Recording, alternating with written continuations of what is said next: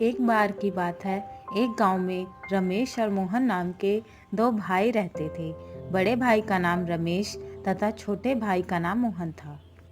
रमेश की शादी हो चुकी थी। उसकी पत्नी का नाम हेमा था। हेमा बहुत ही कुटिल स्वभाव की थी। वह हमेशा अपने पति से मोहन की बुराई करती रहती थी, लेकिन मोहन बहुत ही अच्छे स्वभाव का था। वह हमेशा ज़रूरतमंद लोगों की मदद करता था। वह जंगल में रहने वाले एक साधु को रोज फल व सब्जियां देने जाता था।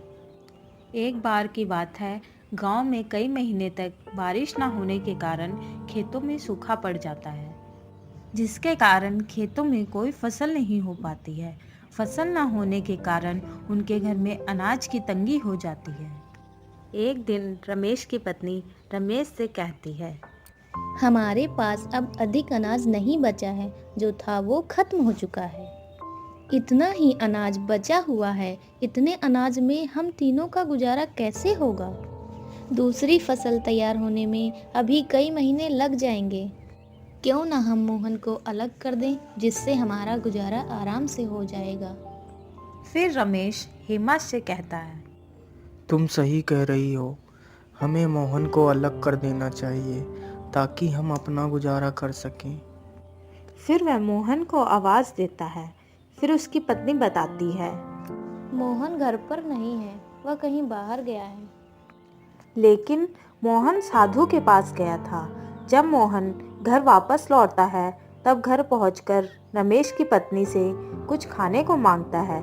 तब उसकी पत्नी कहती है, आज कुछ खाने को नहीं है। जो अनाज था वो खत्म हो चुका है। अब मैं खाना कहाँ से लाऊं? तब तक वहां रमेश आ जाता है।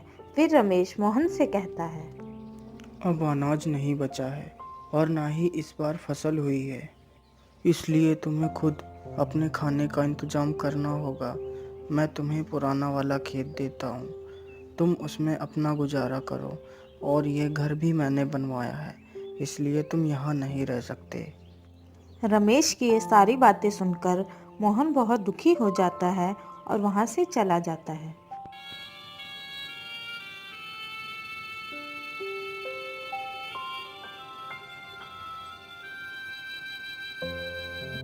और साधु के पास पहुंचता है। फिर उसे सारी बात बताता है। आज के बाद मैं आपके लिए कुछ नहीं ला पाऊँगा, क्योंकि मेरे पास खुद कुछ खाने को नहीं है और मुझे बहुत तेज़ भूख भी लगी है। मोहन की यह बात सुनकर साधु बोलता है, बेटा, तुम चिंता मत करो, मैं तुम्हारे लिए कुछ खाने को लाता हूँ।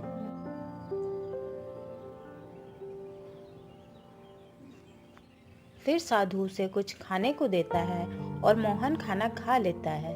फिर साधु उसे एक जादुई घड़ा देता है और कहता है, बेटा, ये घड़ा लो। तुम इस घड़े के सामने अपनी जो भी इच्छा प्रकट करोगे वह पूरी हो जाएगी। लेकिन याद रखना, अगर इस घड़े के सामने अन्य व्यक्ति ने अपनी इच्छा प्रकट की तो उसकी मृत्यु हो जाएगी। ठीक है बाबा, मैं इस बात को याद रखूँगा। फिर मोहन वहां से घड़ा लेकर अपने खेत के पास पहुंचता है और घड़े से कहता है, हे जादुई घड़े, मेरे लिए एक घर बना दो। फिर घड़े के जादू से उसका बहुत सुंदर घर तैयार हो जाता है। ये देखकर वह बहुत खुश हो जाता है। फिर वह घर के अंदर जाता है।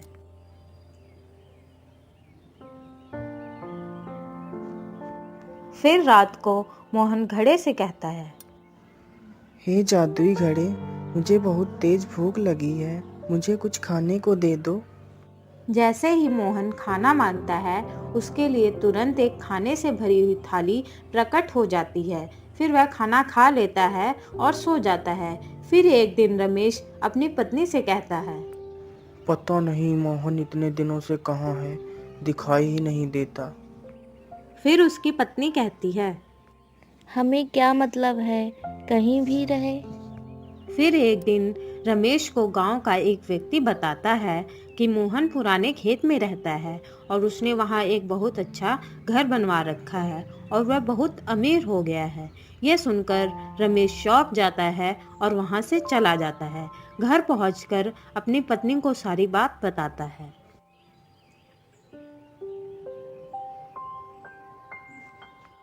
फिर रमेश की पत्नी उसे कहती है, ये कैसे हो सकता है? इतनी जल्दी वो अमीर कैसे हो सकता है? अभी कुछ दिन पहले हमने उसे अलग किया था। फिर रमेश कहता है, हमें जाकर पता लगाना होगा कि वह इतना अमीर कैसे हो गया।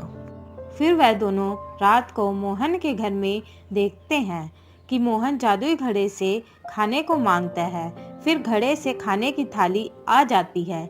यह देखकर रमेश सोचता है। अच्छा, तो ये इस घड़े से अमीर हुआ है। फिर मोहन खाना खाकर सो जाता है। फिर रमेश घड़े को चुरा कर ले जाता है और सुबह होते ही उस घड़े से कहता है, हे जादुई घड़े, मुझे बहुत सारा सोना दे दो। जैसे ही रमेश अपनी इच्छा घड़े के सामने प्रकट करता है, उसकी तुरंत मृत्यु हो जाती है। यह देखकर उसकी पत्नी जोर जोर से रोने लगती है और कहती है, हाय हाय, ये क्या हो गया आपको? हे भगवान, ये क्या कर दिया आपने? फिर वह दौड़कर मोहन के पास जाती है।